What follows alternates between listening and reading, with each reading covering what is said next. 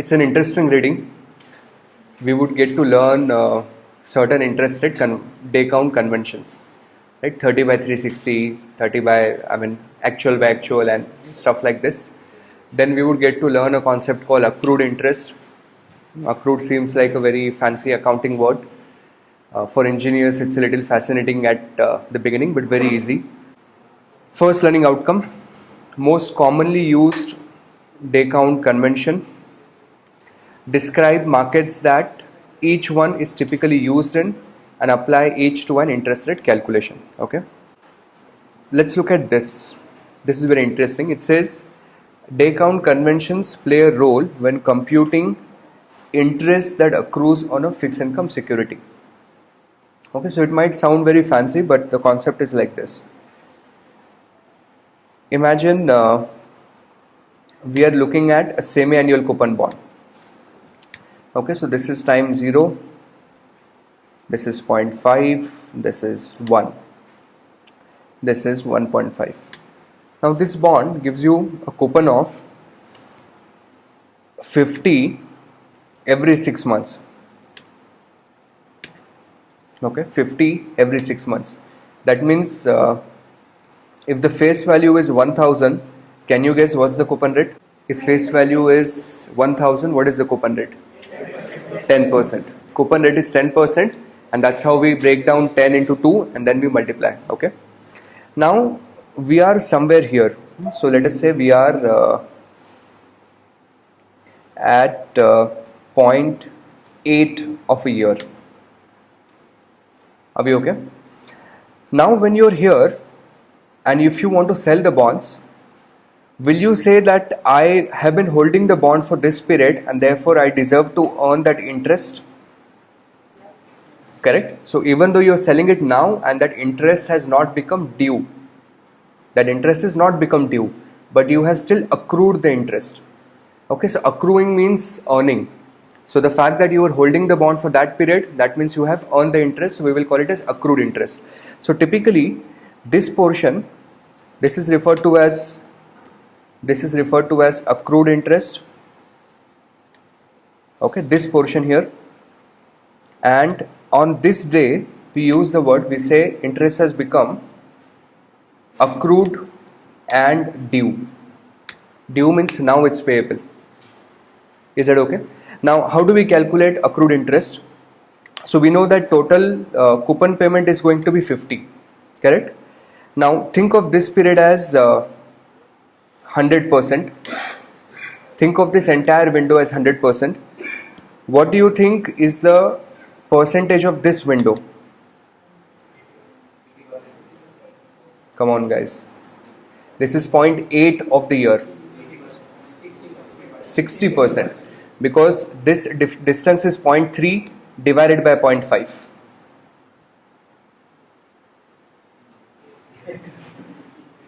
So I'm assuming that you've got why 60%. So we would say 50 into 60 percentage. 50 into 60 percentage. Accrued interest is 30. That's it. Now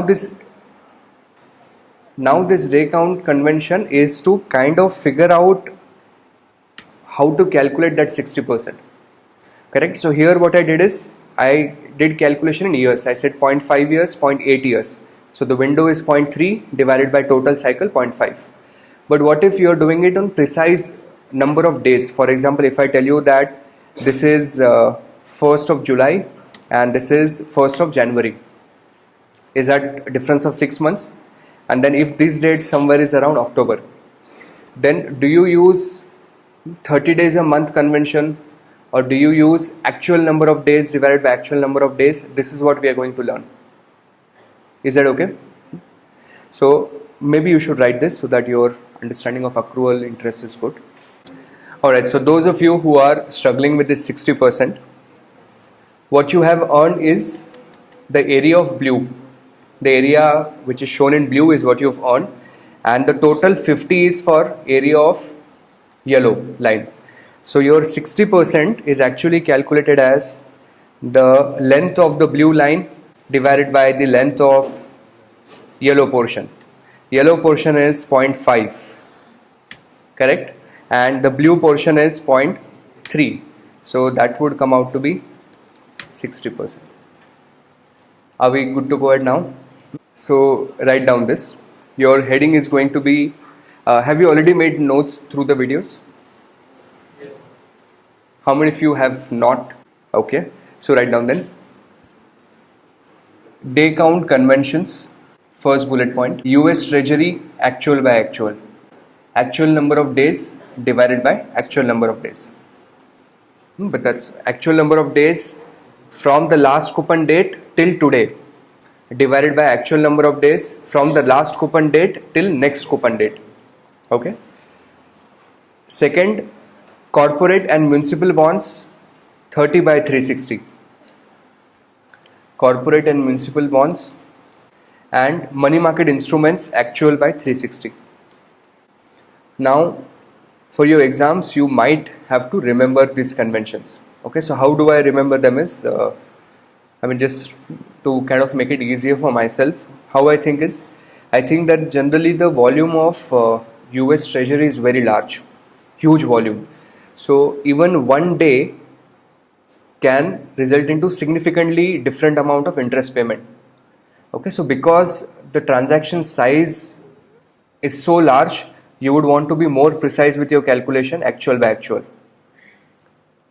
Okay, whereas for corporate and municipal bonds, even then the volume is larger but not as big as treasuries, and therefore you want to kind of get it done faster, so 30 by 360.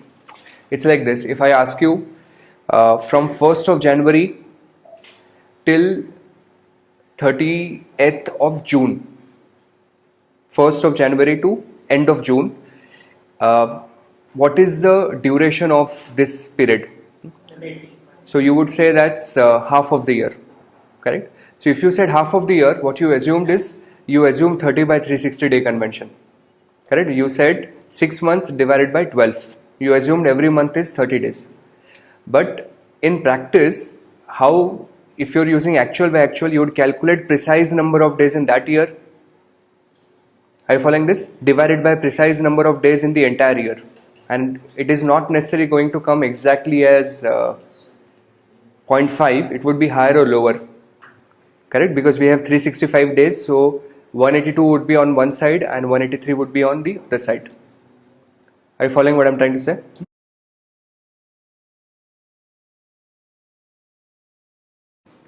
So we are going to do an example here. We have a semi-annual pay bond with 1,000 face value. Coupon dates are March and September 1st. Coupon rate is 6%. Today is July 25th. So solve assuming it's a T bond or US corporate bond. Alright, so this is how we will solve this. Let's assume this is Treasury bond. Guys, observe carefully. This is Treasury bond. So I am building a timeline here. I am building a timeline. This is March 1. This is September 1st. Okay. Today we are on July 25th. So July should come somewhere here. July 25th. What we are concerned about, and I am using a color code to help you imagine. So let's assume this entire period is blue, and this is yellow. So we are looking at yellow divided by blue period. Are you following the intuition here? The entire period divided by last settlement date till today. Now in Treasury bond, which convention do we use? Actual by actual. So the first thing you'll have to do is, you will have to find out number of days between March 1st and September 1st. Okay. Now on the exam, just make use of the date function of your calculator. Do not do it by yourself. It's much more easier that way. Your date function is in which number? 1. So if you have shifted your calculator to European date modes, okay, then have you? Okay, so those of you who have not, press second and format. I'm going to be fast with this. Second and format.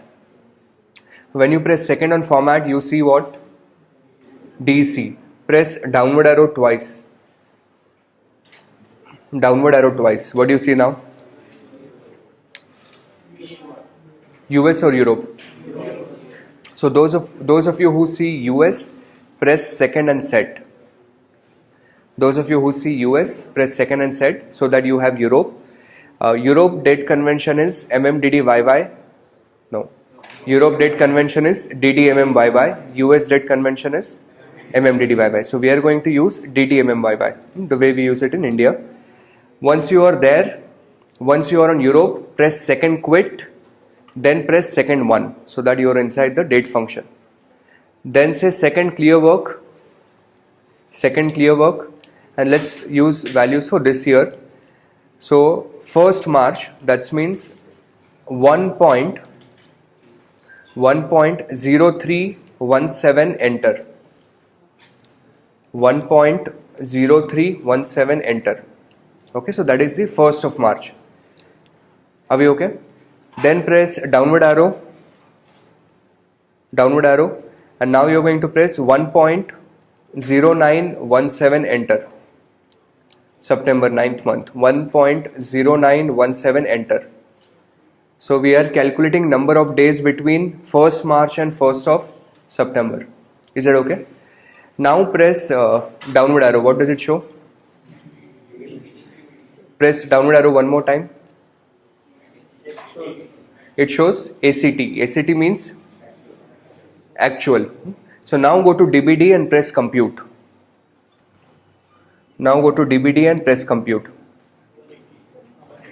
So this cycle is of 184 days.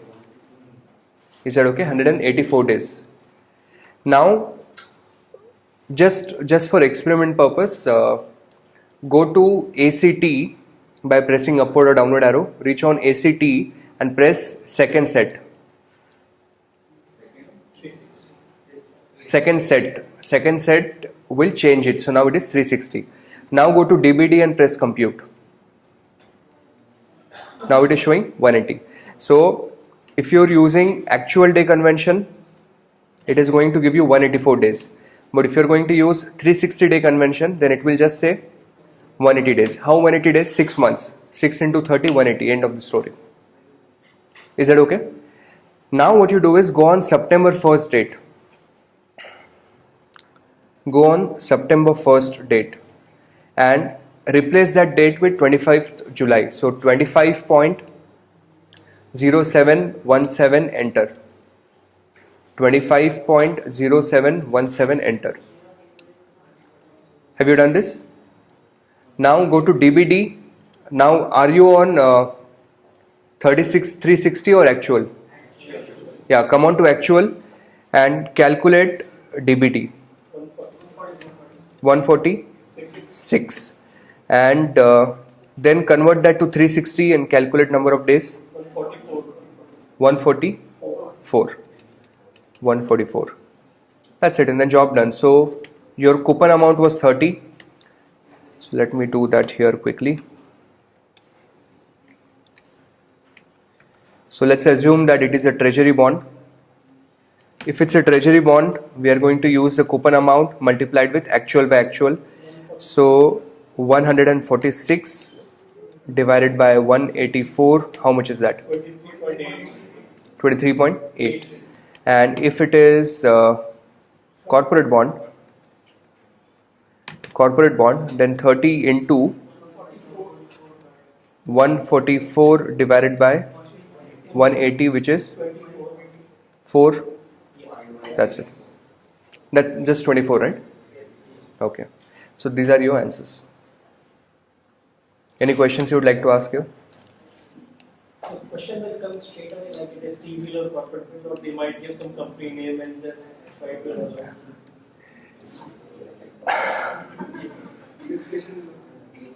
The question he asked, will the question be exactly like this, or will there be, stuff around it?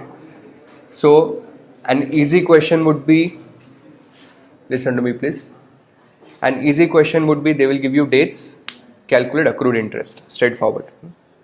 A difficult question would be, that they will give you a bond, all the dates and characteristics, and then they will ask that valuation of the bond will be higher if you're using maybe something like clean price of the bond will be higher or lower if you're using this convention versus this convention versus this conversion.